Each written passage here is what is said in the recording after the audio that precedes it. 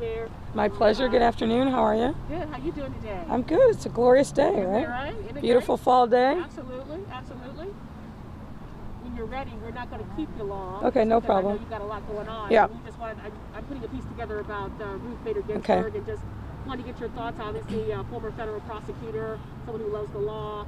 Just talking about impact that she had on you, inspiration that she had for you, and her legacy, and how it may be now being threatened. Yeah.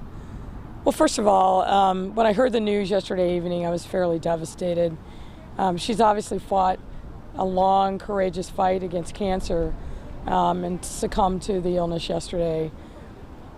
My initial thoughts were just to reflect upon the importance of who she was to the law, to women, but really to the legacy of our country. I spent some time over the last day and this morning kind of reminding myself about how important she was in making sure that women's rights were finally recognized.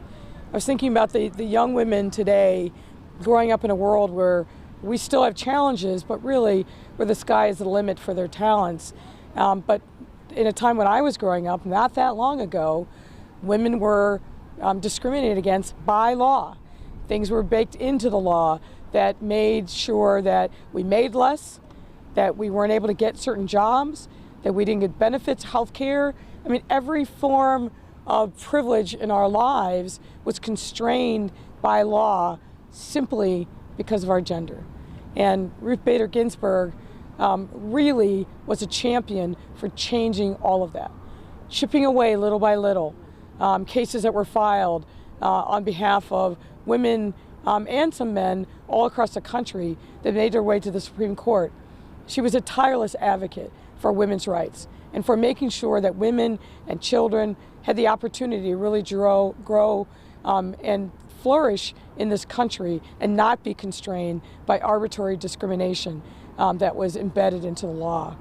I think about her as a jurist, and when she was on the D.C. Circuit, and then when she was appointed by President Clinton to be just the second woman. And think about that, just the second woman on the Supreme Court. And what she did to really be influential in shaping the jurisprudence of the court, again, to keep that forward march and progress towards making sure that women and others were able to really fully embrace all the rights of citizenship of this country as promised by the Constitution. So it is a great loss today, but I think we do need to reflect upon her legacy.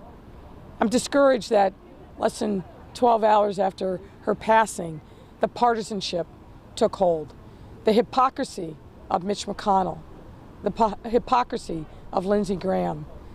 They'll have to have a reckoning with that.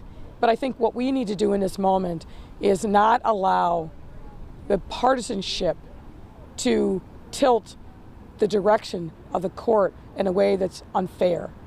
While I did not agree with the denial of Merrick Garland, at least a hearing on the merits, having set that precedent, they cannot now just tear it up and act as if it didn't happen. We're 40-something days away from an election, one of the most consequential of our lifetime.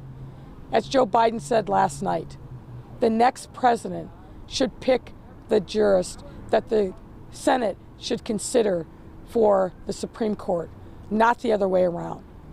We need to do everything that we can to make sure that that happens. We need to make sure that we focus on registering and voting, and that we do everything that we can to make sure that people understand that by not voting, they are giving away their power to someone else.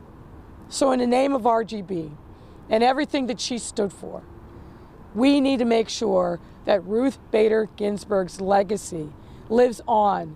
And one of the most important ways that we can do that is to stand up, to fight back, and to vote. Thank you, Mayor. Appreciate your time. Thank you. Thank you.